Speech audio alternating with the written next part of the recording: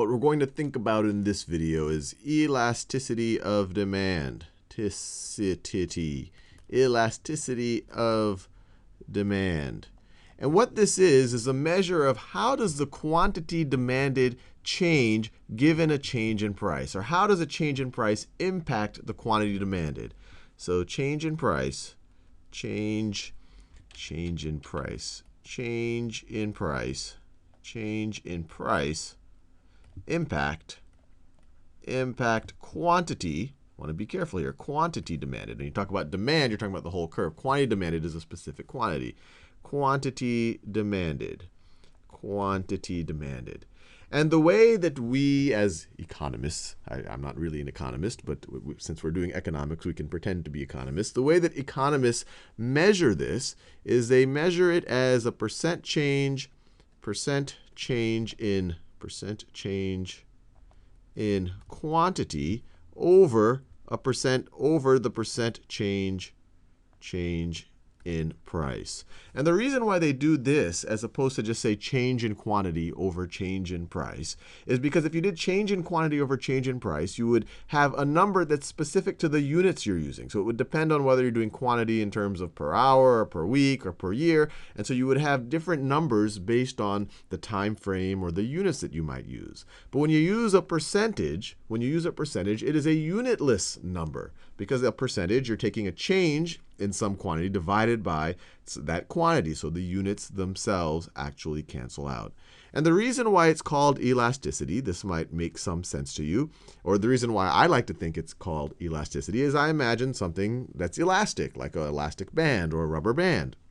And in the rubber band, if you pull it, depending if something, so let's say that this one is inelastic. So if you pull, you're not going to be able to pull it much. It's going to be fairly stiff. It's not going to stretch a lot. While if something is elastic, for a given amount of force, so this is for a given amount of force, you're not able to pull it much. And if something is elastic, maybe for the same amount of force, you're going to be able to pull it a lot. So this right over here is elastic. And so the analogy maybe might make a little bit sense relative to price and demand. Something is elastic. So let me write this down. Elastic.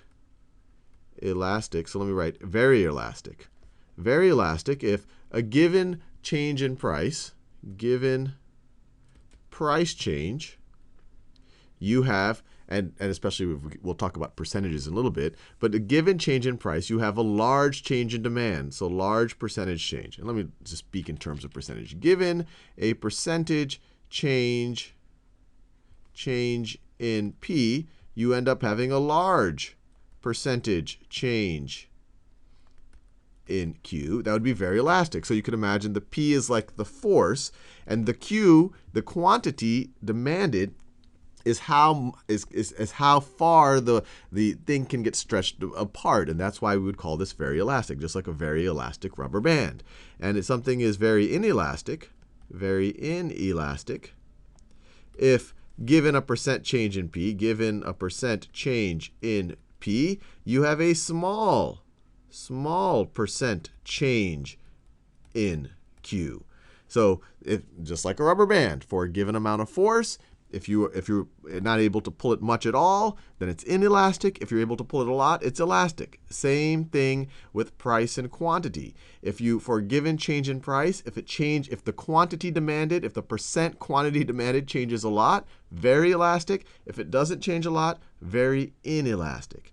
Now, with that out of the way, let's actually calculate the elasticity for multiple points along this demand curve right over here. And I think that'll give us a better grounding, especially because there are a little slightly, I would call them unusual ways of calculating the percent change in quantity and the percent change of price, just so that we get the same number when we have a positive change in price and the same as we get the negative change in price, or a negative and a positive, or a drop in price and an increase in price. So let me give myself some real estate over here, because I want to do some actual mathematics. And actually, all of this we will be reviewing in what I'm about to do, and it'll give me some real estate to work with. So let me clear all of that. And let me clear that right over here. And what I'm going to do is I'm going to calculate the elasticity of demand at several points along this demand curve right over here. And so the first one, I will do it at point A to point B. So let me make another column right over here.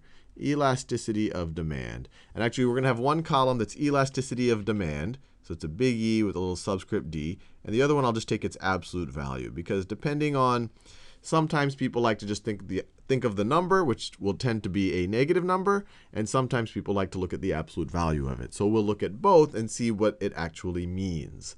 So let's say our price drops from point A to point B. So from point A to point B, we have a $1, a negative $1 change in price, and we have a positive, so this is a negative $1 change in price, and we have a positive a positive 2 burger per hour change in quantity demanded. So what is the elasticity of demand there?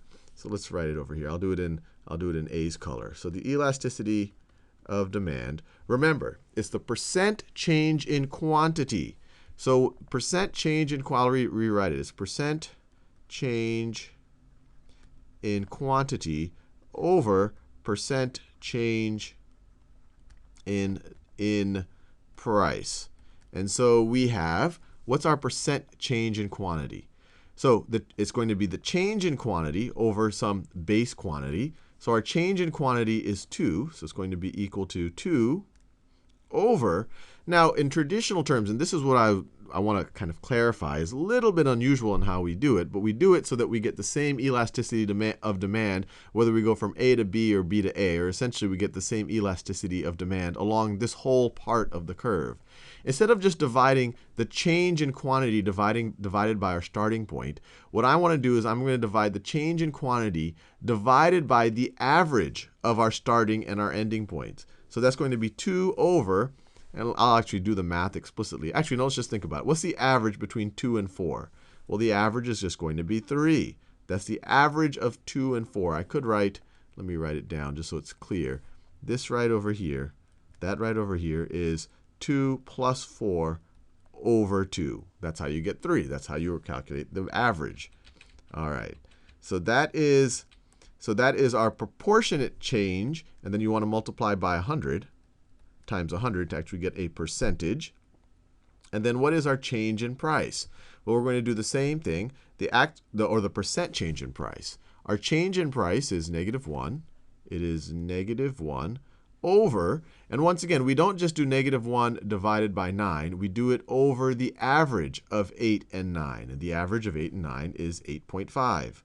8.5, and then multiply by 100 to get your percentage. Now, these hundreds obviously cancel out. These hundreds cancel out. And so we are going to be left with, when you divide by a fraction, it's the same thing as multiplying by its inverse. So we're going to get 2/3 times negative 8.5 over 1, or times negative 8.5 times negative 8.5.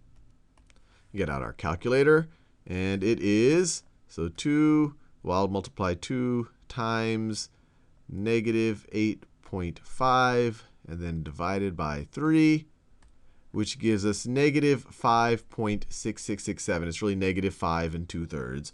So I'll just write it negative, I'll round it. It's negative 5.67. So this is approximately equal to negative 5.67. So right over here, it's negative 5.67, and this absolute value is obviously just 5.67. And I'll leave it to you to verify for yourself that you'll get the same elasticity of demand using this technique when you use the average as your base and the percentage, going from 9 to 8 as going from 9 to 8 in price as going from 8 to 9 in price, which is different than if you use the 9 as the base or the 8 as a base. So this right here is the elasticity of demand, not just at point A. You can kind of view it as the average elasticity of demand over this little part of the curve, which is really a line in this example, over this part of the arc.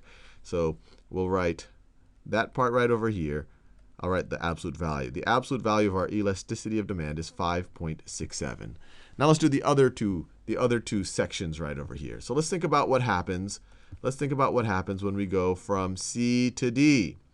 So let's C to D. So our elasticity of demand there. So from C to D, we have a change in quantity, once again, of +2. And our change in price, once again, is -1. But we'll see, even though that the change in quantity is the same and the change in price is the same, we're going to have a different elasticity of demand because we have different starting points. Our starting points and our ending points for price are lower, and our starting and ending points for quantity are higher. So it'll actually change the percentage. So let's see what we get. So our percent change in quantity, we have a change in quantity of 2. And then our average quantity is 9 plus 11, which is 20, divided by 2 is 10. 10. All of that over percent change in price. So we have -1, let me scroll down a little bit, -1 divided by the change in, -1 divided by the average price. So -1 is the change in price, and we want to divide that by the average price. Well, $5.50 plus $4.50 is $10 divided by 2 is 5. So the average price is 5. And we can multiply the numerator by 100 and the denominator by 100, but that won't change anything because we could just divide both by 100. And so this is equal to 2 over 10 times, dividing by a fraction, the same thing as multiplying by its inverse, times -5 over 1. And this is just because 2 over 10 is the same thing as 1/5. 1/5 times -5 over 1, it is -1. So this right over here, so our elasticity of demand right over here is -1, or its absolute value is 1. So the absolute value of the elasticity of demand right over here is equal to 1. And let's just do one more section, and maybe in the next video we can think a little bit about what it's telling us. So let's do this last section over here just for some practice. And I encourage you to pause it and try it yourself. And so we're going to think about this section right over here. So once again, our change in quantity is +2, and our change in price is -1.